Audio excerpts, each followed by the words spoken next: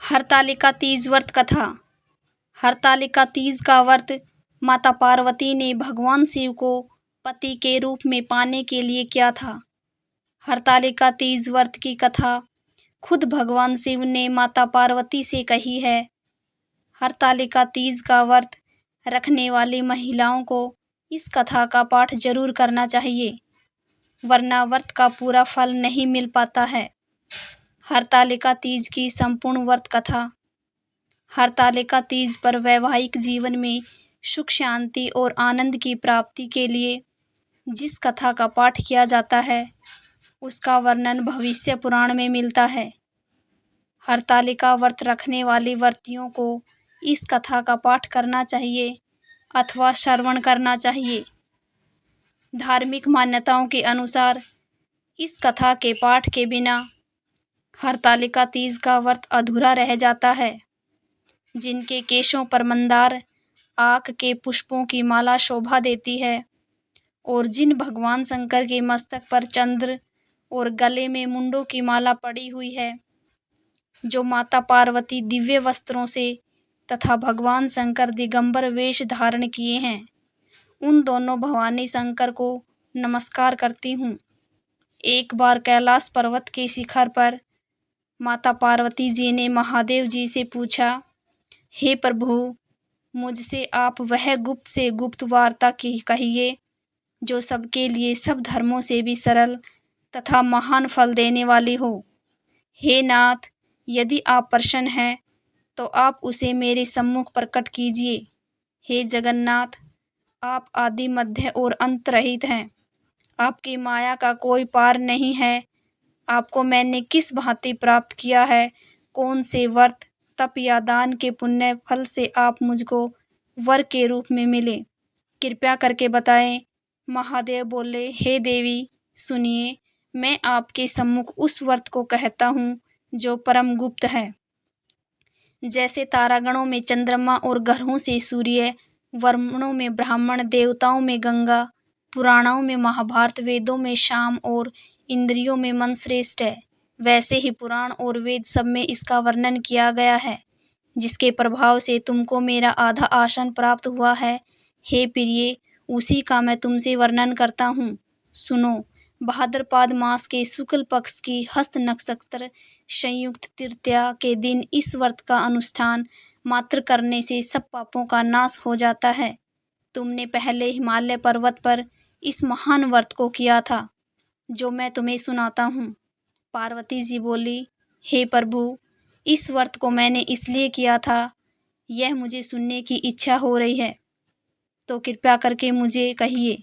शंकर जी बोले, आर्यवर्त में हिमालय नामक एक महान पर्वत है, जहाँ अनेक प्रकार की भूमि अनेक प्रकार के वृक्षों से सुशोभित है, जो सदैव बर्फ से ढके हुए तथा गंगा की कलकल ध्वनि से शब्दायमान ओम रहता है।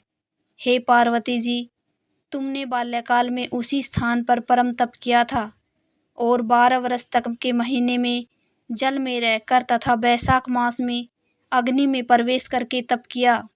सावन के महीने में 12 खुले उई मास की हस्त नक्षत्र युक्त तृतीया के दिन तुमने मेरा विधि विधान से पूजन किया तथा रात्रि को गीत गाते हुए जागरण किया। तुम्हारे उस महाव्रत के प्रभाव से मेरा आसन डोलने लगा। मैं उसी स्थान पर आ पहुंचा जहां तुम और तुम्हारी सखी दोनों थी। मैंने आकर तुमसे कहा, हे वरानने, मैं तुमसे प्रसन्न हूँ, मांगो तुम मुझसे वरदान में क्या मांगना चाहती हो। तब तुमने कहा कि हे देव, यदि आप मुझसे प्रसन्न हैं तो आप मेरे पति हो। मैं तथास्तु ऐसा कहकर कैलाश पर्वत को चला गया और तुमने प्रभात होते ही मेरी उस बालू की प्रतिमा को नदी में विसर्जित कर दिया। हे शुभे, तुमने वहां अपनी सखी सहित व्रत का पारायण किया। इतने में तुम्हारे पिता हिमवान भी तुम्हें ढूंढते ढूंढते उसी घने वन में आ पहुँचे। उस समय उन्होंने नदी के तट पर 2 कन्याओं को देखा तो वे तुम्हारे पास आ गए और तुम्हें हृदय से लगाकर रोने लगे और बोले, बेटी, तुम इस सिंह वैज्ञानिक युक्त घने जंगल में क्यों चली आई। तब तुमने कहा, पिता, मैंने पहले ही अपना शरीर शंकर जी को समर्पित कर दिया था, लेकिन आपने इसके विपरीत कार्य किया, इसलिए मैं वन में चली आई। ऐसा सुनकर हिमवान ने तुमसे कहा कि मैं तुम्हारी इच्छा के विरुद्ध यह कार्य नहीं करूँगा। तब वे तुम्हें लेकर घर और वापस लौट आए और तुम्हारा विवाह मेरे साथ कर दिया। हे प्रिय, उसी व्रत के प्रभाव से तुमको मेरा अर्धासन प्राप्त हुआ है। इस व्रतराज को मैंने भी अभी तक किसी के सम्मुख वर्णन नहीं किया है। हे देवी, अब मैं तुम्हें यह बताता हूँ कि इस व्रत का यह नाम क्यों पड़ा। तुमको सखी हरण करके ले गई थी, इसलिए हरतालिका का नाम पड़ा। पार्वती जी बोली, हे स्वामी, आपने इस व्रतराज का नाम तो बता दिया, लेकिन मुझे इसकी विधि और फल भी बताइए कि इसके करने से किस फल की प्राप्ति होती है। तब भगवान शंकर जी बोले, इस स्त्री जाति के अति उत्तम व्रत की विधि सुनिए। सौभाग्य की इच्छा रखने वाली स्त्रियां इस व्रत को विधि पूर्वक करें। केले के खंभों से मंडप बनाकर उसे वंदनवारों से सुशोभित करें।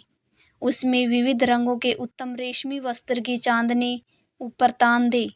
चंदन आदि सुगंधित द्रव्यों को लेपन करके स्त्रियां एकत्र हो, शंख, भेरी, मृदंग आदि बजाएं। विधि पूर्वक मंगलाचार करके श्री गौरी शंकर की बालू निर्मित प्रतिमा स्थापित करें। फिर भगवान शिव पार्वती जी का गंध, धूप, पुष्प आदि से विधि पूर्वक पूजन करें। अनेकों नैवेद्यों का भोग लगाएं और रात के समय जागरण करें। नारियल, सुपारी, जवारी, नींबू, लौंग, अनार, नारंगी आदि ऋतु फलों तथा फूलों को एकत्रित करके धूप दीप आदि से पूजन करके कहें, हे कल्याण स्वरूप शिव, हे मंगल रूप शिव, हे मंगल रूप महेश्वरी, हे शिवे, सब कामनाओं को देने वाली देवी कल्याण रूप तुम्हें नमस्कार है। कल्याण स्वरूप माता पार्वती, हम तुम्हें नमस्कार करते हैं। भगवान शंकर जी को सदैव नमस्कार करते हैं। हे ब्रह्मा रूपिणी जगत का पालन करने वाली माँ, आपको नमस्कार है। हे सिंह वाहिनी, मैं सांसारिक भय से व्याकुल हूँ, तुम मेरी रक्षा करो। हे महेश्वरी, मैंने इसी अभिलाषा से आपका पूजन किया है। हे पार्वती माता, आप मेरे ऊपर प्रसन्न होकर मुझे सुख और सौभाग्य प्रदान कीजिए। इस प्रकार के शब्दों द्वारा उमा सहित शंकर जी का पूजन करें। विधि पूर्वक कथा सुनकर गो वस्त्र, आभूषण आदि ब्राह्मणों को दान करें।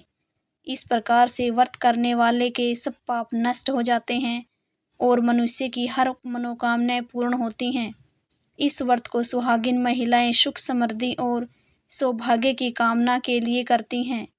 वहीं कुंवारी लड़कियां मनचाहे वर की प्राप्ति के लिए व्रत करती हैं और मनवांछित फल की प्राप्ति होती है। मित्रों, यही थी हरतालिका तीज की व्रत कथा। कहानी को अंत तक सुनने के लिए आप सभी का बहुत बहुत धन्यवाद।